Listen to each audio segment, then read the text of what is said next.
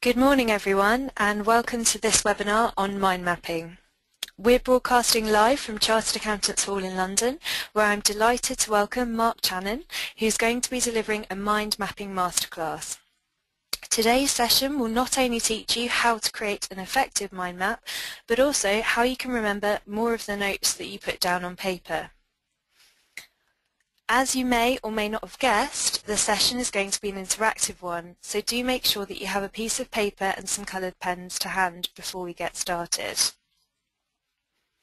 As always, the last quarter of the webinar will be dedicated to your questions, so this is a fantastic opportunity for you to ask Mark any questions that you may have on the subject of mind mapping and memorising those notes. On that note, we're also giving away a copy of Mark's book, The Memory Handbook, to the listener who asked the best question. So do make sure you keep your questions coming in to be in with a chance of winning. And we'll announce the winner at the end. I'm sure you're all as excited as I am to hear what Mark has to say. And so before we get started, I'm just going to briefly introduce him. Mark was one of the first 8 people in the world to become a Grand Master of Memory when he won the 1995 World Memory Championships. He has also worked as a trainer and a coach for over 15 years, running seminars for organisations such as Lincoln National and the BBC in memory, mind mapping and creativity. He also created a memory game show for the BBC. As always, you'll be able to access Mark's masterclass from the next week or so, as well as a library of previous webinars on demand by going to icaew.com/listen again. So Mark, it's over to you.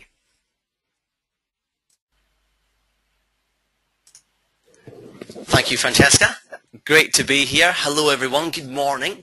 I'm very, very excited to be here in this next 60 minutes and share with you a topic that I'm very passionate about, and I have been passionate about this topic for the last 20 years.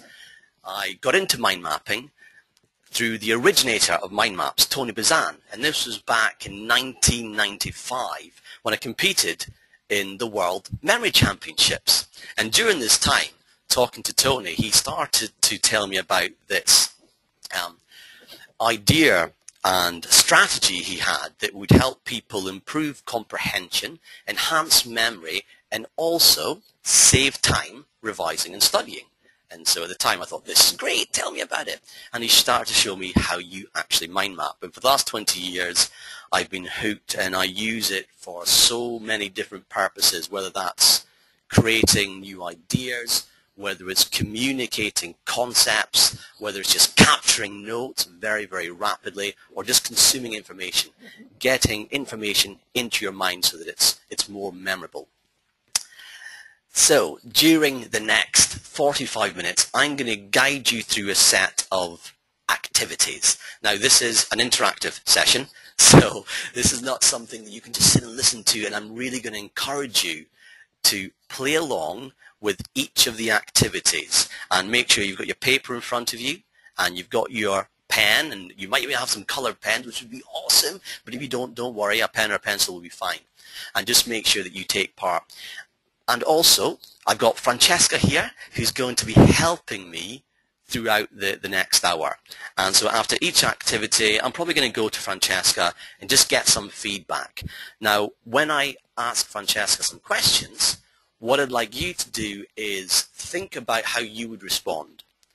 And if there's any challenges that come up, or anything that you think, you know what, I don't get that, or it doesn't quite work for me, please just drop your questions in, and then I will answer as many of those questions as I can towards the end of the session. The session itself, we're going to start by looking at your current note-taking style. So how do you take notes today?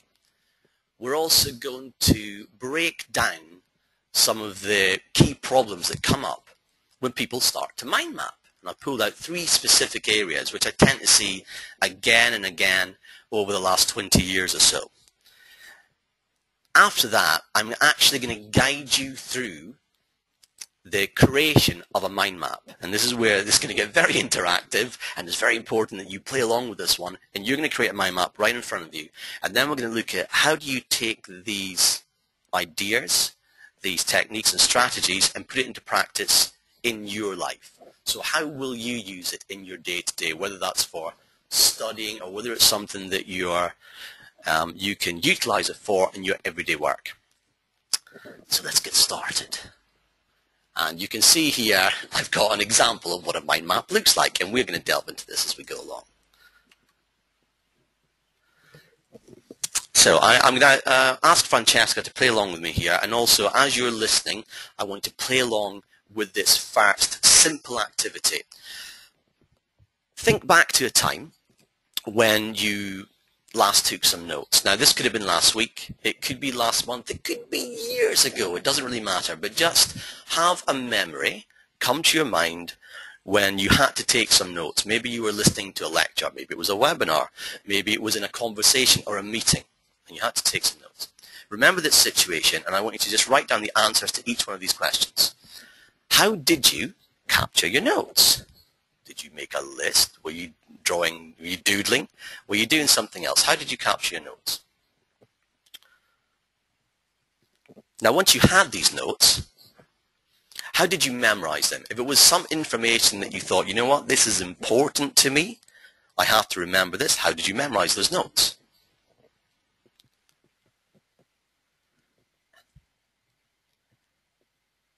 Now again, it's going to depend on the context, but let's say these notes are very important and it's something you really want to transfer into long-term memory, not just remember for the next day or so. What process or strategy did you use to revise and review these notes that you had taken? So what was your process for revising? Did you just read over them? Did you just repeat them over and over again with the hope that it would just stay in your brain? Or did you do something maybe a little bit more sophisticated?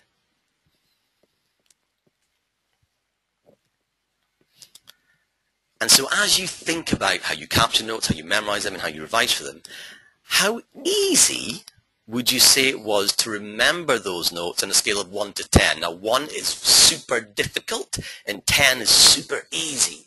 So between 1 and 10, what number would you say, would you give yourself? 10 being super easy. Now the next question will depend on when you made these notes and what memory you have. If you made them yesterday, they might still be there. How long did you retain this information for? Was it something that went into your long-term memory? Or was it something that lasted an hour and then it was all gone? And the final question is, how have you captured the answer to these questions? And that will be obvious because it will be right in front of you. Maybe you made a list, maybe you did something else. Great. So before I talk to Francesca, the second part of this activity, I want you to look at your notes. And I want you to write down from the set of words we are here, the words and these skills you think or you feel you used when you made these notes. Did you use some logic? Is there some linearity there? Is there some sequence or analysis? Did you daydream when you made these notes? Or are you actually drifting off thinking about something else? What was happening with your imagination? If anything, was there any color, etc.? So which group of these skills do you think you used? And just write down as many of these skills that resonate with you. And what we've actually got here, to give you some context, is the skills on the left are primarily left brain dominant skills. And the skills on the right are more right brain dominant skills. And we all use all of these skills daily, but people tend to, when they're making notes, to use maybe one rather than the other. So I'm going to pass over to Francesca, and if you could just tell me, Francesca, give me some feedback into how you take notes and also some of the skills that you felt you used. Okay, thanks, Mark. I actually thought back to those horrible university lectures, and as always, I'll be making a bullet list. I memorize them basically by writing them out again and again, and sometimes I would sort of type them out on the computer so that I would reproduce what I've written. I normally sort of highlight any key points that I need to remember and sort of add any additional notes that might come to mind once I've read over them. I think on a scale of 1 to 10, I would say about 6. It's not extremely easy to remember what I've written, but it's not horrendous either. I'd say that I have to keep reviewing my notes on a daily basis to be able to actually remember them for the long term, and so when I'm studying for those sort of exams, I'll have to continue to review them for that long-term period. And when you were talking, I was actually making a bullet point list as well. So in terms of the skills that I've used, lists would definitely be one of the words that I would point out, and probably words, and for me sequence. Unfortunately no colour. Thank you, Francesca. That's brilliant. That's fantastic. And it was interesting as I was watching you take your notes, and we had a conversation before when I came in, and you were talking about how you like to use colour, but obviously when I was talking and doing the exercise, you were making that bullet point list. So when we look at what we've got here in terms of the cortical skills, the various skills that you have access to in your brain, it was very much left brain orientated, which is great, and we don't want to lose that because we still need some logic. We need some structure, especially when we're learning lots of information. We need to know where it fits in. Yeah, words, essential, obviously. We need to be able to analyze those things and create those sequences and lists. And lists are extremely useful in the right context, but they're not necessarily always easy to remember or easy to really give you a lot of meaning. And this is where the skills on the right-hand side come into play when you start to incorporate color, which is great for classifying information. So I'm sure that people who's listening as well, that you might color code things or highlight to pull out certain words or phrases. Dimension tends to be more memorable. Daydreaming, there's a big misconception about daydreaming. It's such a powerful technique if you can focus your daydreaming. Now what I mean by that is you listen to what's been said, and if you're a doodler, you start to doodle around the information. So rather than doodle about what will I do tonight, you start to doodle around the specific information. That could be tax, it could be anything else. There's a rhythm that comes with, let's say, mind mapping, which starts to tap into all of these different skills. And so when we think about mind maps, we use these left brain skills because it's a sequence and there's logic to it, but we also, more importantly, tap into all of these right brain skills. It's more spatial on the page, and we've got great spatial memories, which is why mind maps, if you use them in a way that works, can be very effective. You get that big picture.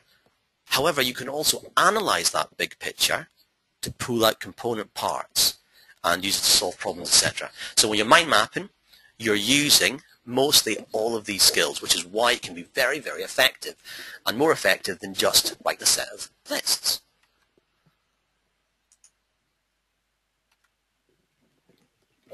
So why mind map? I mentioned this at the beginning. 3 major benefits that you gain from doing mind maps.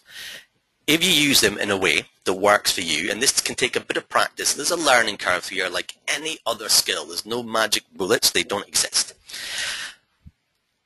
Once you become accustomed to using mind map and it becomes a way of thinking, your comprehension will increase. It increases comprehension of the thing you're listening to. It enhances your memory because we're using more of these cortical skills. And most importantly, it's great for saving time studying and revising. So if saving time is important to you, I'd really suggest that you give mind maps a go, that you give them some time. You give them a 3-week period where you go, you know what, it might not feel great in the beginning, but I'm going to move forward with it and see how it works for me. And it also talks to this idea of the learning cycle. Now, if you've ever read any of David Kolb's work, he did a lot of work on experiential learning. And he broke this down to 3 areas. And this idea here was elaborated on by James Zool, who wrote The Art of Changing the Brain. And he created this very simple model, which was you sense information. So you see it, you hear it, you maybe do something, and that starts to get into your brain. And then you integrate that information by doing two things. You reflect on what you know, and this is where you're accessing your memories. And you can see here, this is actually the temporal lobe, this temporal cortex down here. You reflect, and you might go, what does this mean to me? And your memory starts to throw things up. Now, in order to ask that question, what does it mean to me? You have to be abstracting your own thoughts, what's happened around that frontal cortex. These two pieces have to work together, because if they don't, what you tend to see is, in real life, and I've had this when I work with a brother and sister, is that if you are predominantly just abstracting your thoughts, you're great at big picture thinking, you cannot remember the details. And people like this are usually great at presenting, and they go, hey, you've got a great idea, great at delivering high-level concepts, but if you ask them for the fact, it's not there. And then you get the opposite side, where some people are great at reflecting, pulling out those detailed information, all the facts. However, it's a challenge to be able to see the big picture. So that integration is very, very important, and mind maps are fantastic for giving you a great sensory, concrete experience and helping you to integrate. And then you have to put what you learn into practice, otherwise it will not stay there for long term. It sounds a really obvious thing to say, but you know, a lot of us will make notes. We might not go back, or we go back and it doesn't really stick.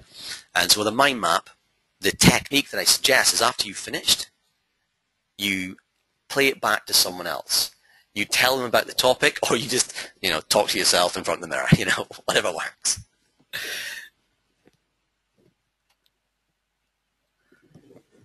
However, so I'm building mind maps up here. I'm going, hey, it's great, you should mind map. You know, it taps into more skills of your brain, etc. There are challenges, and these are challenges not that I'm making up, but I've heard people say to me over the years. And to be fair, there's probably a longer list than we have here. I pulled out the three top ones, I feel, that people have said the most. The first thing, when people see a mind map, or let's say even a visual note, something that represents information, they sometimes say, you know what, Mark, this is great. I get the big picture. There's not enough detail in here for me. You know, I need to know the facts. And you go, okay, and that's a really good point, and we're going to delve into that shortly and see what you might do in those cases, and maybe even change some perceptions. The second thing, and probably it might actually be the top one, is I can't draw. You know, don't put the pen in my hand. I don't want to draw pictures. And there's lots of reasons for this. Either there was an experience when you were at school, or you know, you just don't like drawing, or you feel silly or embarrassed. Especially imagine being in a meeting room and you're in the boardroom and then you start drawing pictures. What will people think of me? Actually, I do this quite a lot, and people usually go, what are you drawing there? That looks really interesting. What does that mean? It's a great way of building rapport, and it's a great way of breaking down some barriers. And so we're going to look at that idea of, I can't draw. How do you change that so that you're more open to mind maps? And then the third thing is, I've heard a lot of people say this, you know what, I don't know where to start. It looks very confusing. With a list, I can see what happens one after the next. And with this mind map, it's all over the place. What's going on? And this is where you really have to find your style. Because the mind maps I show you today may not resonate completely, but they resonate with me. So you've got to find your own style of mind mapping.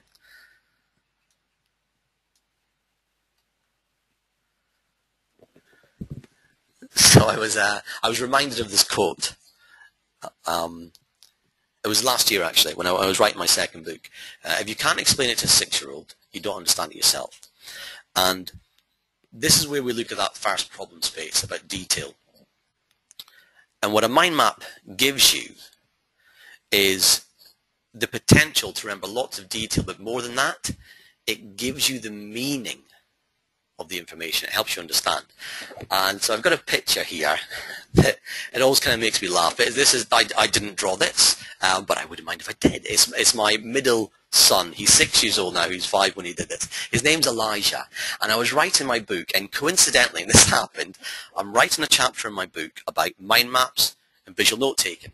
And Elijah came up to me and went, Dad, what do you think of my picture? I looked at it and I thought, Elijah, that's great, fantastic picture, really great. what does it mean? What is it? Tell me about it. And so Elijah started to describe this picture. And he said, well, it's my superhero, obviously, and he's just combined all of his powers to make this mega explosion. And the thing is, he's got this cape powers, and these stars, they turn into frisbees, and he can blast with that. However, he's also got the power of air. And he said, this is the swirly bit, that's the power of air. And he's got some rockets in his legs, so he can obviously fly. And he says, but he wears normal clothes. Like the superheroes do that, Dad. They wear normal clothes. Okay, I got it. Now, there was lots of detail in there. So this picture, which when I looked at it first, I thought, okay, my kid's drawn a picture. But for him, it had loads of meaning, and there was loads of detail. This got me thinking. I thought, I'm going to test this out. And so I waited 3 or 4 days later, and you know what kids are like, they'll one thing and then they're on to the next, they kind of forget about it. But I took out his picture and I said, Elijah, tell me about this picture again.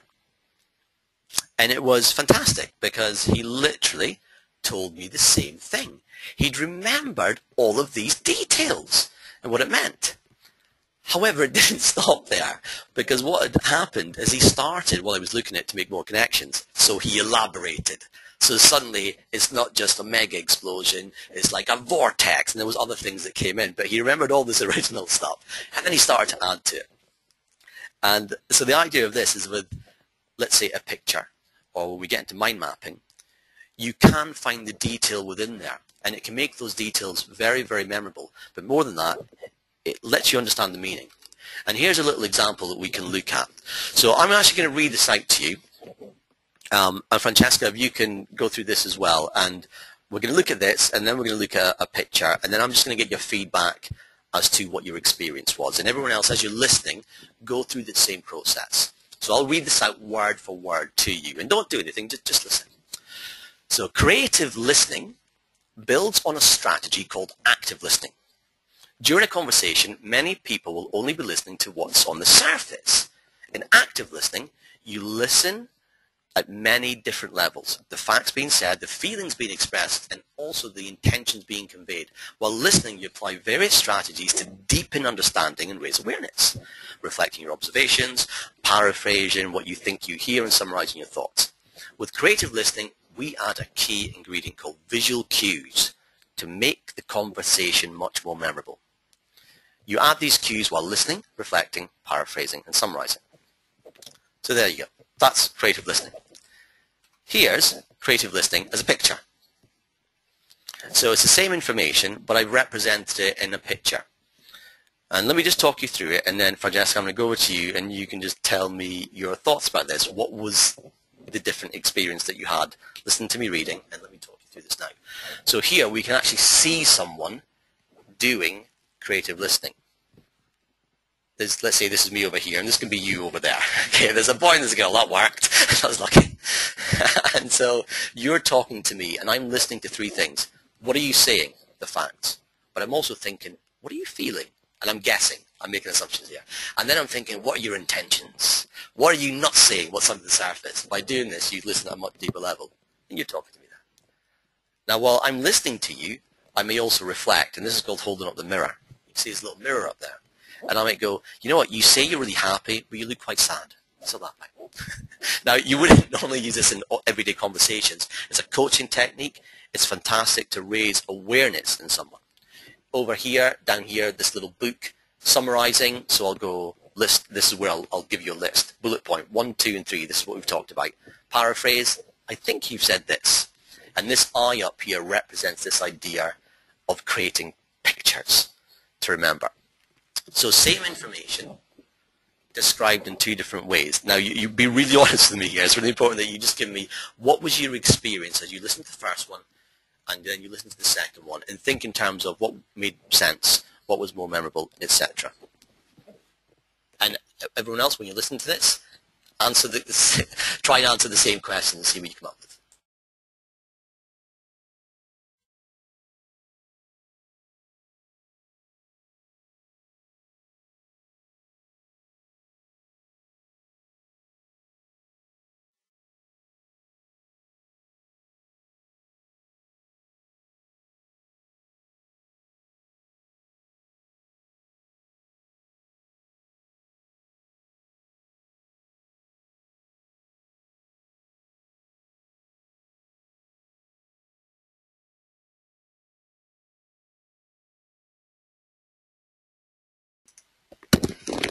Thanks, Mark. Gosh, I've got to say that's a tough one. Sorry, we're having some technical difficulties there. I think, well, for me, because I was looking at the screen initially, I was sort of following the words as you were talking. So it was probably easier for me to actually follow what you were saying in terms of describing what creative listening actually was. Looking at that picture, initially my first reaction was, oh my goodness, what is going on here? But I think as you were describing each of the pictures, it did start to make sense and I could kind of piece it together. So, you know, the boy and the girl and us having the conversation, it did start to make sense to me. And can I ask you, as you look at that picture, just very briefly summarize what creative listening is? So I'm going to ask you to use the picture and summarize. Oh gosh, okay. So like you said, we're having a conversation. So I'm talking, and whilst I'm talking, you're not only listening to what's actually being said, but you are listening to sort of what's happening underneath. So you know, the facts are on the top sort of level of the conversation, but you're actually being able to kind of think about the feelings that are sort of underneath the words that I'm saying and any sort of intentions that I have. And then sort of on that, you're, so that's sort of you reflecting on what I'm saying. And then you can go ahead and summarize what I've said. Brilliant.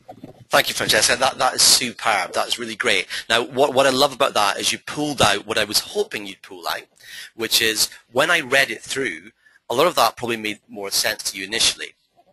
And then when you saw the picture, it didn't make sense. And then as I started to talk through the picture, you started to make more connections. And then what we've used here is we've used the picture to almost act as a revision tool. And my expectation here is if I hadn't showed you the picture and asked you to tell me about what creative listening is, I don't know, it may not have been perhaps as clear as it was in the second one. I don't know, we didn't test that. My hope here, though, is that because you've got this picture in your mind, that will stay with you. So an hour from now, and if you're listening, you can test this out, an hour from now and a day from now, or maybe a week from now, you can think, what was that thing called? Was that creative listening? What was all that about? And what you have here is a picture which will act as a trigger for the information. Now, if you're really good at remembering words on the page, what should happen is it will spark off those words as well. But this will be your trigger. So it acts as a little memory aid.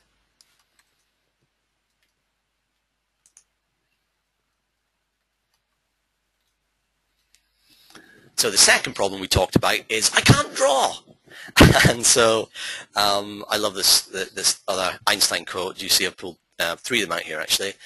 I'm enough of an artist to draw freely upon my imagination. The great thing about mind mapping is you don't have to be able to draw. It's a misconception. It's not art. You're reflecting your thoughts. And actually you can reflect most of your ideas with a few simple symbols. Squares, circles, triangles, lines, dots, a blob. Those are probably the 6 key things that you have to be able to, let's say, draw. And I'm pretty sure 80 to 90% of people could draw these. And then people are useful as well because it can bring things to life. So the simple task here, very, very simple, and Francesca, I'll ask you to do this and everyone else, grab your pens with your paper and I'm going to ask you to draw a very simple picture.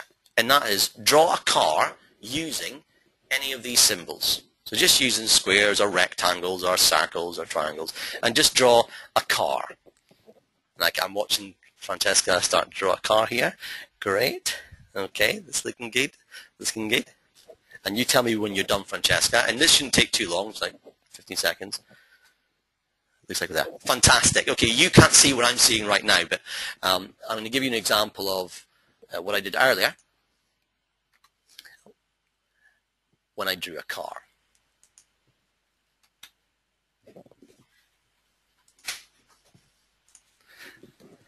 We'll see that come up in a moment. I'm going to describe to you what Francesca's drawn. So you've got a rectangle here, Francesca, and you've put 2 circles at the bottom, and these other two tiny circles, which looks like you've got some dimension in there. That's the wheels on the other side, is that right? Great, that's really good. And then you've used two squares to represent the windows. Now you'll see that your car looks a little bit different from mine. It's the same concept though. I've got two rectangles and two circles in as a car. Now it doesn't look really like a car, but we know what it means. And so the mind mapping or visual note taking, you just need to symbolize what things mean and move away from this idea of I need to be an artist or I need to be able to draw. You need to reflect your thoughts. And this might take some practice, but you can literally play with this idea and go, if I use those simple shapes, how would I draw a laptop? You know, little squares, big rectangle for the screen. You can get the gist. What we're going to do now is I'm going to take you through an activity where you're going to mind map. So get your pens at the ready and get your paper at the ready. Now, the thing is with mind mapping, we talked about at the beginning, it uses logic. It will let you know the plan, how to get from A to Z. What's the steps involved? But it will also involve those right brain skills. So here's a mind map, and you're going to recreate this. Okay, you're going to recreate this mind map. As you're listening, you are going to do this. Please do this. It's very useful. If you don't, you'll just be hearing my voice, and it won't be so effective. Now, what I'm going to do is I'll zoom into each branch one at a time. Don't necessarily copy what I have on the screen. Just do whatever feels right to you. Find your own style. You don't have to write every single word that I've written on the mind map. What should happen here, and as I'm talking to you right now, start drawing the word or a symbol in the center of your paper that represents this idea of mind mapping. So you might just write mind maps, as you see here, or you might draw a picture of a mind, whatever that might look for you, or a brain. So just start drawing that right in the middle, and that's the center. And as I talk to you, and as we start to zoom into each of the branches, my voice should almost be in the back of your head, somewhere in the background, and I really want you to focus in on your mind map and what you're doing. And so as we look at the first branch, start mind mapping, start creating a branch here, and I'll tell you what this means, and play along with this, and just start putting down on paper what comes to you. So when you mind map, blank paper is useful. I can see Francesca got lined here, but that's okay. You use what you've got. Generally, you want to use blank paper. There's a reason for this. There's no structure on it. It gives you a little bit more freedom. Landscape, which is good, and then you start with that central image. Now, when you do your central image, you may want to add some color to it. As you add the color, what you're trying to do here is engage some of those right brain skills. Imagination, dimension, some sequence, some sort of classification. So you're trying to train your brain here to do something a little bit different. And as you draw your branch, make sure you've written a word on there as well that either represents the word paper or just draw a picture of paper. So you should be drawing as we're going along here. Out of that central image, draw a second branch.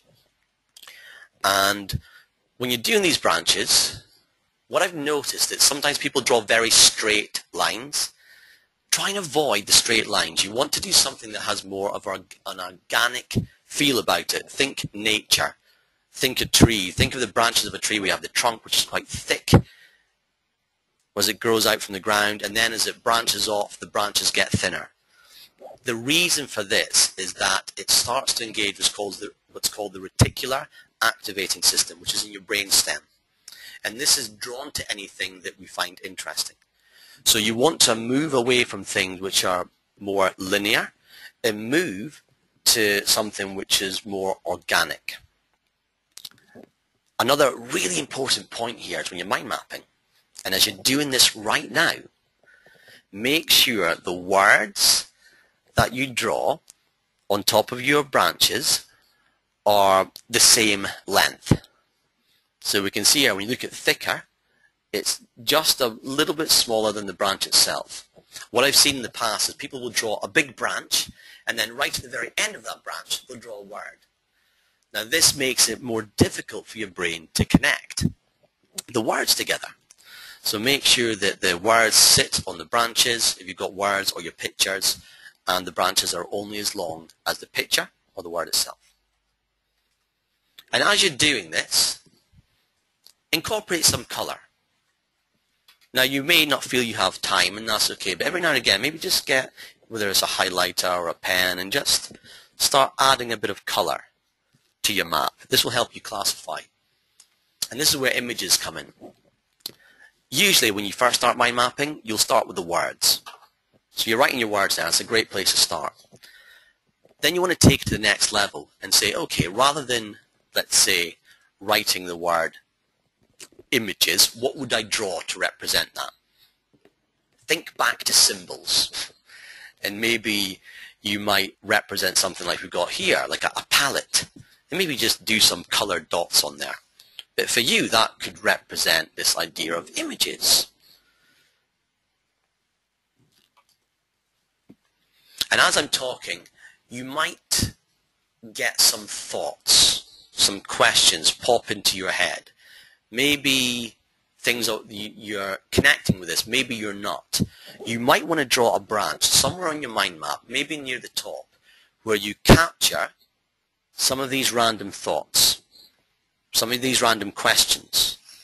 This is really useful. You can use this as a catch-all branch. As you're drawing these images and you're doing the words, etc., have one branch that captures those thoughts that right now are running through your brain.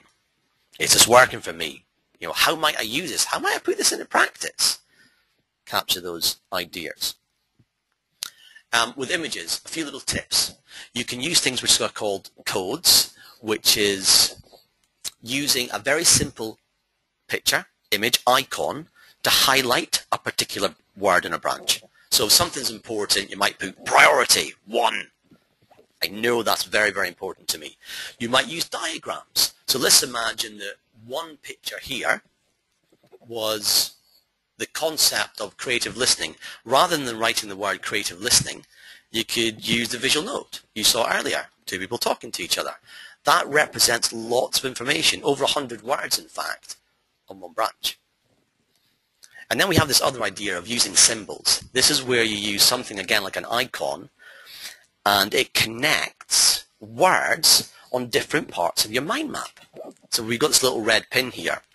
You're going to notice when I go to the word branch, there's a red pin in that branch. What we're going to say here is these 2 bits of information on different parts of the mind map are actually connected. So this is where we start to analyze.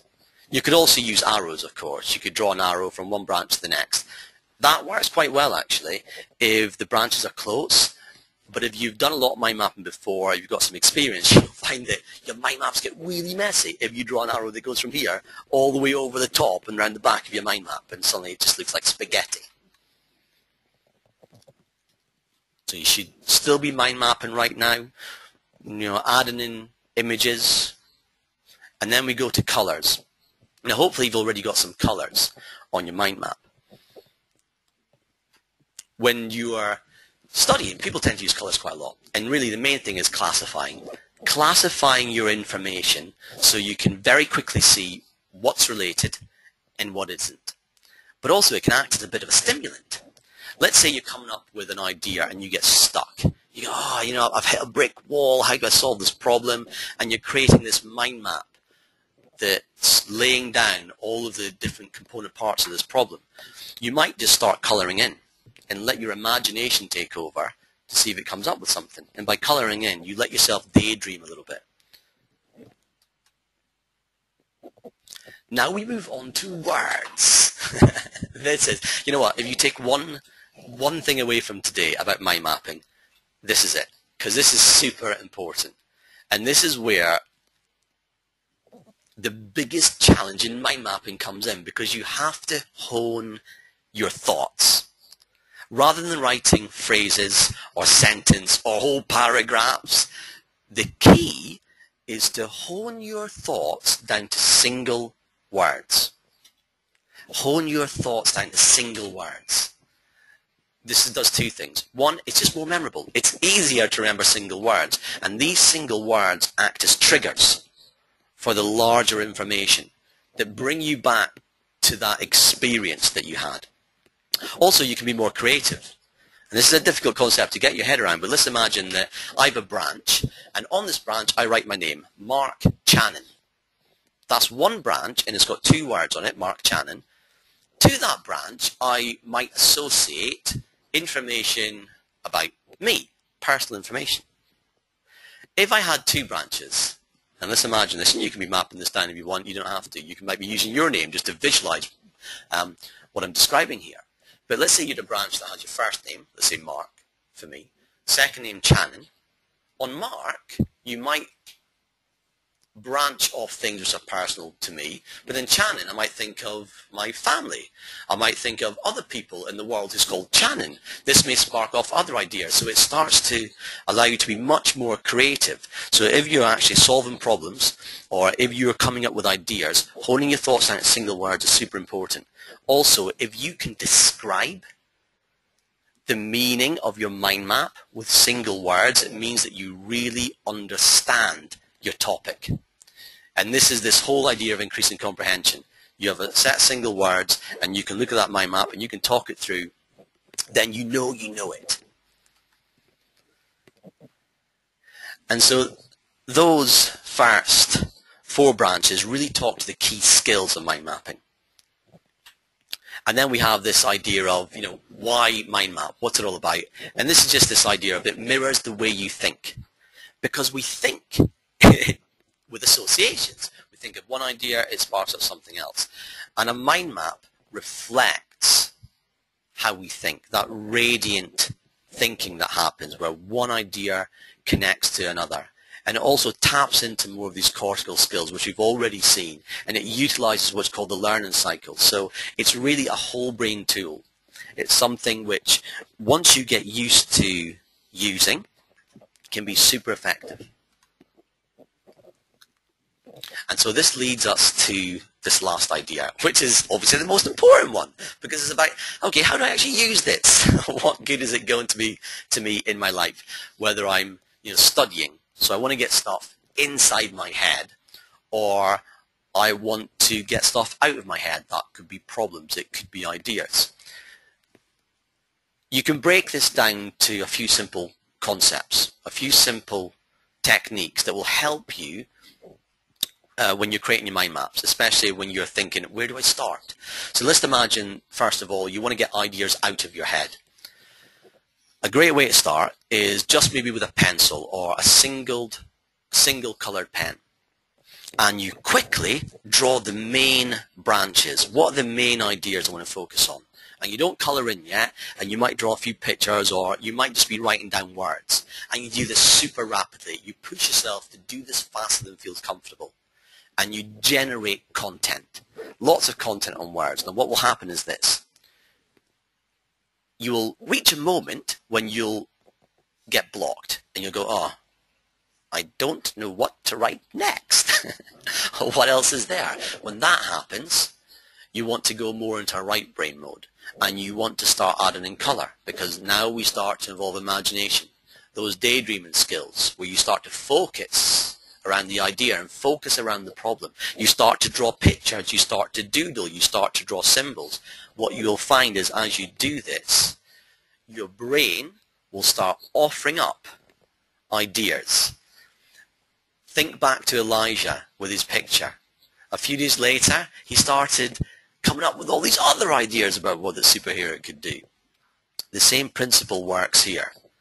As you start to color in and alternate between the content, which is the words, and the format, which is your color and images, etc., your brain starts to move forward and you can generate more ideas, and it's really effective for solving problems. So that's what you use if you want to get information out of your head. You want to get information in your head? Then usually it happens quite rapidly. And so let's say you're listening to a webinar or a lecture, and someone's talking about something and they're showing you some PowerPoint up there, and some of it you're getting, some of it you're not getting. You capture very rapidly, and again, I would usually just use a pencil or a pen. Sometimes I use a whiteboard, which is fantastic because you can do something and then rub it out very quickly. But I tend to do these by hand because I know I can capture notes, and I listen in a different way. I use this idea of creative listening and listen to what is important. And that sounds such an obvious thing, but before you start listening to the lecture, prime yourself. And you prime yourself by asking the question, what do I want to get from this lecture? Have an objective. Because then your brain will be like a radar, targeting the information which is important, and that's what you start capturing in your mind map. You do it rapidly.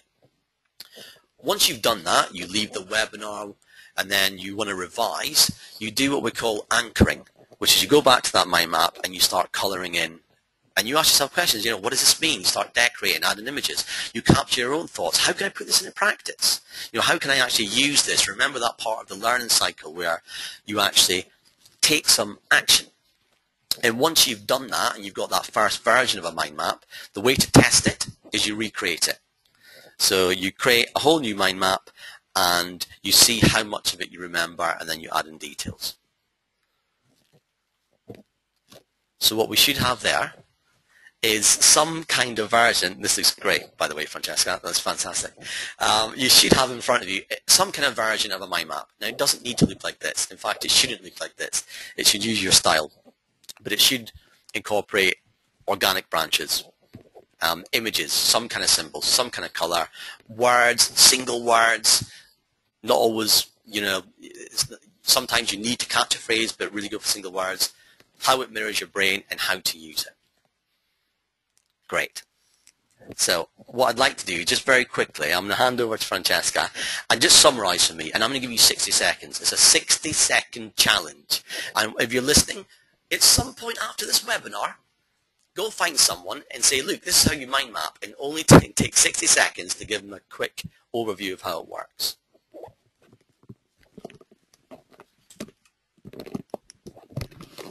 Thanks, Mark.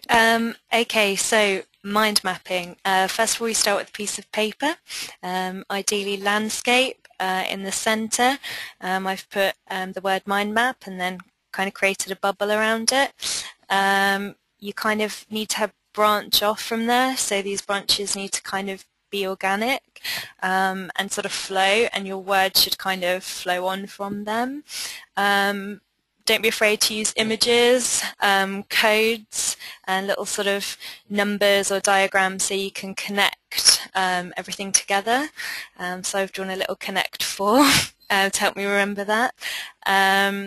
You mentioned single words and kind of words that help you to describe what you want to remember so that they can be more memorable.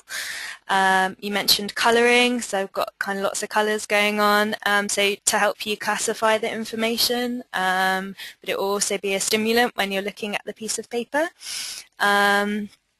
You also mentioned mind mapping mirroring my thoughts, and this being kind of a brain tool, and then how we can use mind maps to get the information in your brain and out of your brain. So getting it all out, kind of putting all your content on paper, just doing it really, really rapidly, kind of just, going for it with the images and using the right-hand side of your brain and doodling and all of that, and then kind of getting it in. Again, like you said, thinking about what's important. Again, doing this quite rapidly, capturing the information, but then really anchoring it, decorating it, colouring it, and recreating the mind map so you can remember everything. I hope that's okay. Brilliant, that's fantastic. So the reason I asked you to do that is that's that part of integrating. So it's really important that once you create your mind map, this looks great, by the way, and it's got, I can see that it's your style on here, but by talking it through, you'll know if there's a piece of this information that you didn't get, because you'll go, what does that mean? What's the picture of the person with the bubble across their head? It won't make sense to you. So then you can dig into that area. So it allows you to figure out, okay, what don't I know and what do I know? And then what should happen is this becomes memorable to you. So when you try and do this without looking at the mind map, it should start to spark off memories of what you drew. So to finish off, we're just going to run through 3 key areas that I use mind mapping for, and there's many uses, but I feel that these are the really key ones. First one is generating ideas, and actually while you're listening to this, I'm going to ask you to do a very rapid mind map. So literally, central image And this is about your world, how you will use mind maps, and have that thought in the back of your head. So as I'm just describing this, and I'm going to do this very, very rapidly, I'm going to talk quickly as I do this. And as I talk quickly, do a rapid mind map. So it's probably just one colored pen. Don't worry about color here. Have an image in the center that represents you and how you will use this. And so here we go. I'm going to talk very quickly, and I'm going to go over these 3 different areas. We'll look at ideas, we'll look at taking rapid notes, and we'll look at mind maps for remembering. First one. So when I wrote my book, actually my second book, I was thinking, okay, I want to be able to give people a strategy for memorizing information in a book.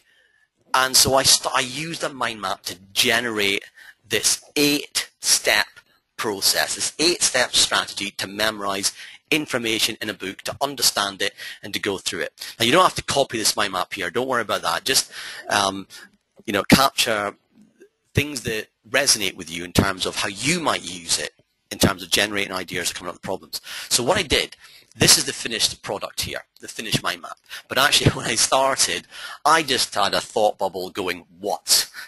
And another branch that's going, why? And another branch going, how? And then I started to branch off all these different ideas until, and I think when I started, I probably had about 20 different things you could do, and I honed it down to 8 things. Create some purpose. Preview the book very, very rapidly in 60 seconds. Create an initial mind map, which is a guess, basically, of what's in the book, and then use some memory techniques to memorize the table of contents. This is very effective for priming. I talked about this a couple of years ago in one of the memory seminars I did. Speed reading, where I did a webinar last year on speed reading, and this is where speed reading might fit into that process. And then you do the detailed mind map. And this is where you check your comprehension, and then you take out key information and you memorize it, and then you put it into practice. You take some action. That could be an exam. It could be using it. So this is how you generated ideas. Rapid notes. I was at a conference 2009, the future of web apps. And in this conference, there was about 500 people in this room. There was someone called Sue Charman, and she was talking about operant conditioning and how you could create addictive websites. But she was going into how the brain worked and how we could use this idea of habit creation in order to make websites really addictive. And she pulled out I Can Has Cheeseburger. So if you've seen those websites with the cats who are wearing funny things, that's that. And you had Dilbert.com. And I did this mind map which represented this whole talk. Now, the thing is, she was pulled up at the very last minute. So she had nothing prepared, which meant that when she was talking, there wasn't really a structure to her presentation. It was brilliant, but she was just jumping about and talking off the top of her head. When I walked out the door, I heard people going, I didn't get it. What was all that about? It didn't make any sense to me. And I couldn't understand this. And then I realized that I'd been mind mapping. And so I'd been creating this logical structure. I'd been seeing the big picture. I'd been making connections. I'd been thinking about how could I use this? And so when you are taking rapid notes very, very quickly, it allows you to get this big picture.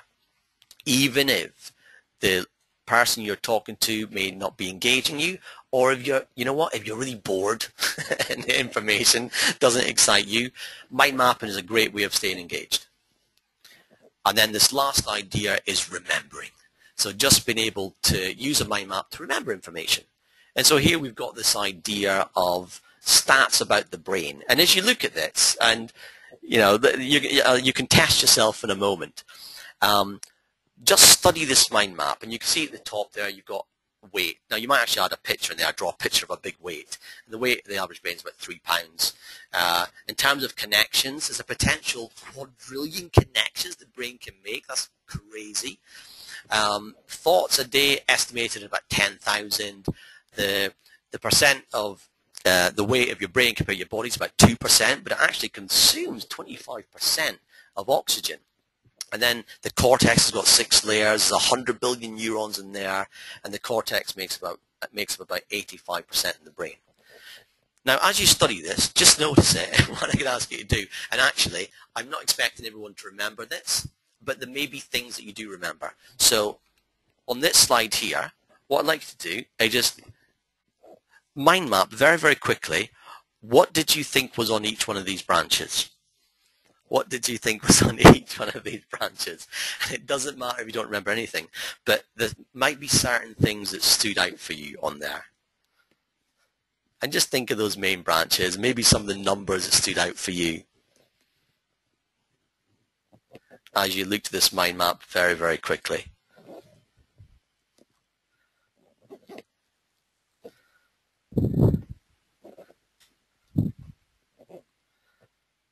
And just take another 15 seconds.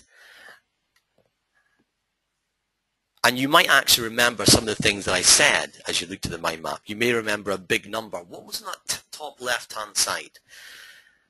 What did you see? What number was on this red branch over here? Do you remember what number was sitting on that red branch? And so what I'm going to do is I'm not going to pick you out here, Francesca, because I know we're getting close to time as well. So I'm going to put it back to this one, and I just want to check as you're listening what worked for you. What did you remember? What didn't you remember? Now, if you want to increase your memory, the technique that you add to this is you create a picture for each one of the main branches, and then you'd connect it together in a story.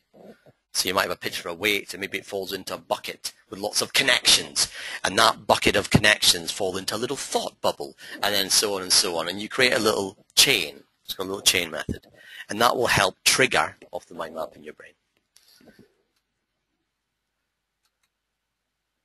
So that takes us to the end of our mind mapping session. I've got some challenges for you. The first one is think about a set of notes you already have and convert that into a mind map. And also, before you leave today, pull out 3 opportunities, 3 things you can do in the next 7 days where you can put these skills into practice. And finally, if you join this link over here, the memory workbook, you can basically go in there anytime and you can ask me a bunch of questions around mind mapping, speed reading, creativity, or memory improvement. Thank you very much. I hope you've enjoyed it.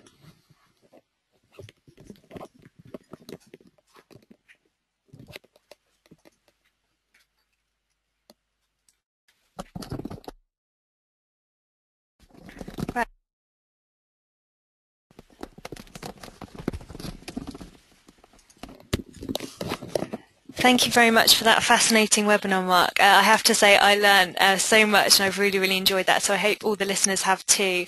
Right, as promised, we've now got time for a few questions, so thank you very much for all of you who did send your questions through.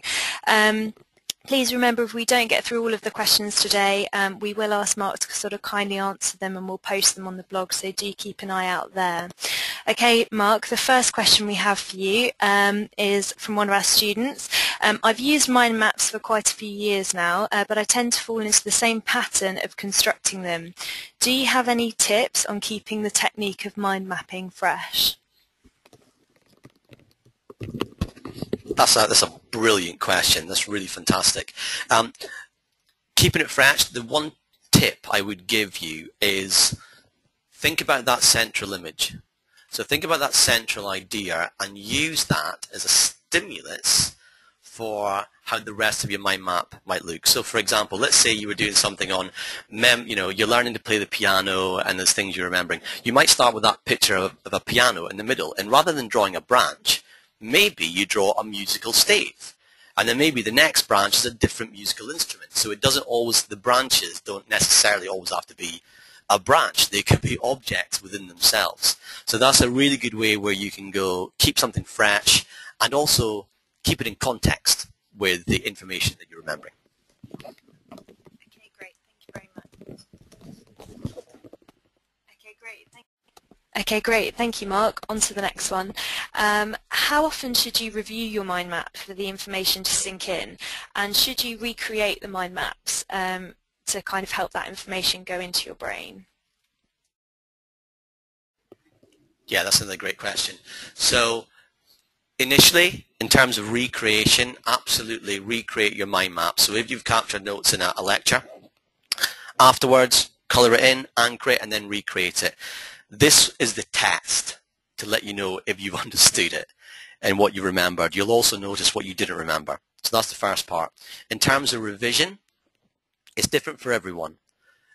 You could use the revision cycle which goes do it 1 hour after, 1 day, 1 week, 1 month, 3 months.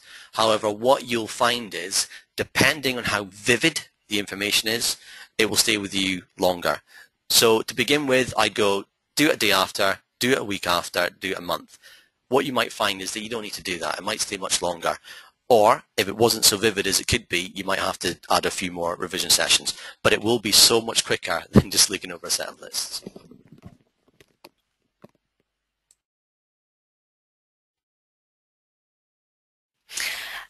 Just 2 more questions.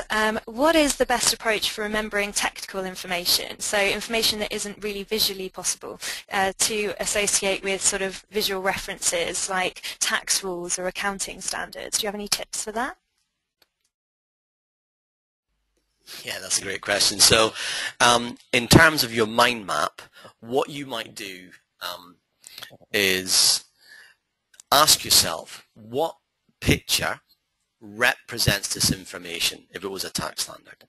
And then you draw that picture on your mind map. What you can also do, and what I tend to do, is incorporate mind mapping with memory techniques. So I'll give you an example.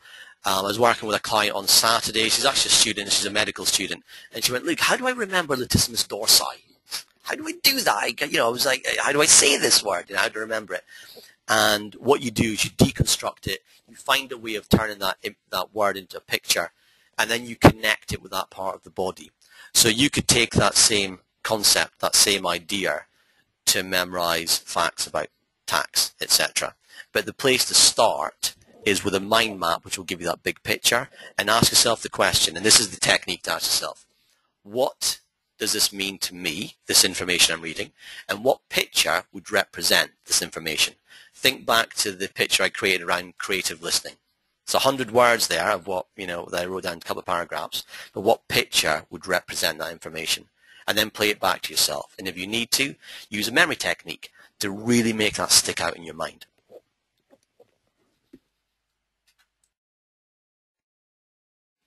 Thank you, Mark. Just one final question, and this one's actually about you. What was the very first mind map you created, and do you still remember it? Yeah, I do actually, and I'll tell you why I remember it. It's because it was when I was creating my game show, and I got a call from my agent, and she said, "Have you got any ideas for a game show?" And I went, "No, but give me 30 minutes." I was an actor at the time; I was unemployed, and I sat down and I started creating. I guess it wasn't strictly a mind map, but it was what I thought was a mind map. It was probably more of a spider diagram, but that was when I actually first started using those techniques, because I started reading books, and I looked at Tony Buzan's books, etc., so I started using that idea, and I was able to generate my game show in 30 minutes, and then I turned that into 2 sheets of A4 paper, and I just sent it off to the production company, and then that ended up getting picked up. So that was the first time where I started getting involved in that world. And obviously for me, I got a big impact out of it, which is when I met Tony, I was like, "Oh my God, Tony Buzan, mind mapping, tell me about it." And that's how I started. Thank you very much, Mark, and I'm pleased to hear that you still remember that. We'll wrap up there. For those of you who didn't get your questions answered, we will do a blog post on the student community. We'll be linking to the recording from there as soon as it's live, and we'll also be publishing at icaew.com/listen again. I'm pleased to announce that the winner of the best question is Jay Ransom. Congratulations, you've won a copy of Mark's book, The Memory Handbook, and we'll be getting that out to you shortly. Before we finish, I just wanted to remind you of our next webinar. On Tuesday the 4th of March, we will be joined by Angus Farr, who will be delivering a session on managing people and clients for the first time. Angus is an ICAEW Chartered Accountant, so he has lots of experience in this area, and he's going to be sharing some top tips with those of you who are reaching this stage in your careers. Thank you again very much for joining us, Mark, and thank you to all of those of you who have listened today. I hope you found the session as useful as I have. We'll be following up with an email within the next week with links to the recording and where you can also buy Mark's books online. Thank you again for joining us, and we look forward to seeing you next time. Bye for now.